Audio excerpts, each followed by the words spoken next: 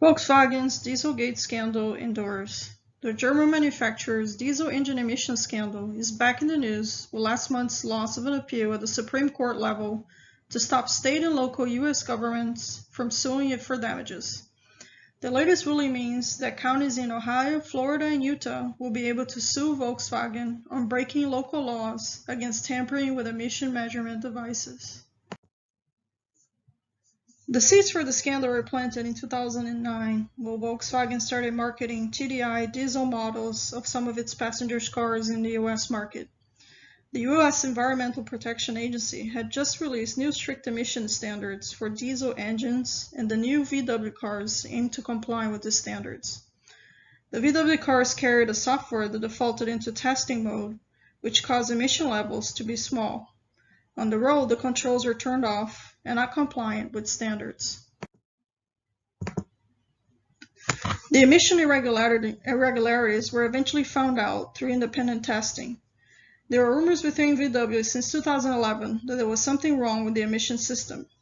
By the time the scandal surfaced in 2015, 11 million VW diesel vehicles were included on recalls. Not only the cars came out of the factory with issues, but the company also provided software updates that further aggravated the problem.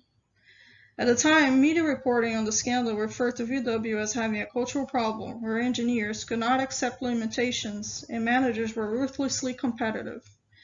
VW had seen an opportunity to portray itself as contributing to improve the environment with lower emission vehicles while trying to capture the undeveloped U.S. diesel passenger car market. It's hard to understand what sort of thinking is behind a company that wished to exploit green credentials and ended up embroiled in an environmental scandal that costed them billions. What sort of meetings happened? What levels of leadership were involved, and who eventually signed off on the planning involved? Investigations on the scandal focus on two groups within the organization: engineers who created the system with the intent of getting competitive advantage and told themselves that as soon as they figure out better technology, they would discontinue the practice. The second group was VW's leadership, whose ambition was so great that it was willing to hurt its reputation to gain competitive advantage. Even after they were caught, they carried on lying to the EPA, first claiming to have technical issues, and then its CEO, Matthias Miller, stated that they did not lie. We didn't understand the question first.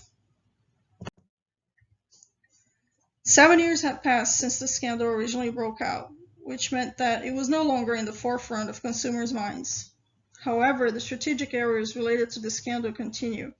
Instead of taking its losses and quietly moving on, VW decided to fight local U.S. governments against paying penalties related to the scandal. This brings the scandal back to the news, refreshing the mind of buyers, investors, and informing those who are unaware of what had happened before. It's understandable that VW feels it has paid enough since it has already agreed to pay $20 billion to the U.S. federal government alone. However, the settlements on the state and local level are much smaller. New Hampshire, for example, settled for $1.5 million. Was it really worth it to continuously drag the organization through another new cycle of embarrassment? I personally think it would be better to settle with all the interested parties quietly and fast so the subject can finally be put to rest.